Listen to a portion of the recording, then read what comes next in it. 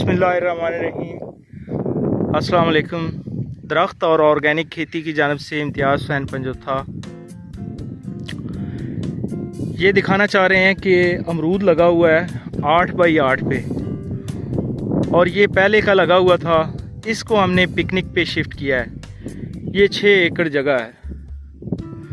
6 एकड़ जगह पे अमरूद को पिकनिक पे जब शिफ्ट किया है तो हमारे पास और कोई तरीका ऐसा नहीं आ रहा था कि इसको किस तरह पिकनिक पे शिफ्ट किया जाए।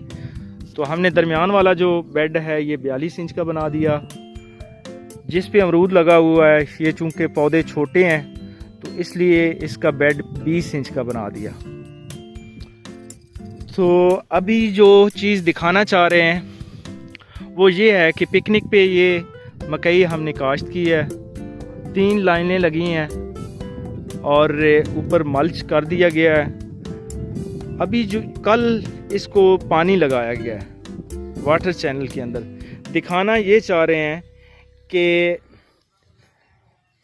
इसके दरमियान में रेज पहुंचा है या नहीं पहुंचा। तो अभी ये भाई दिखाएंगे कि रेज पहुंचा है। ये तकरीबन 3 इंच ऊपर से मिट्टी उठा ली जाएगी और नीचे से ये दिखाएंगे गोला बना के कि अगर गोला बनता है तो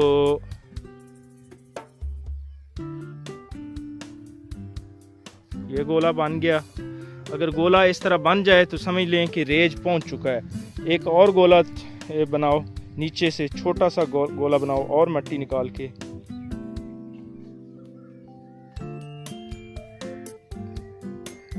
गीली मिट्टी आ गई है ना, बनाओ गोला।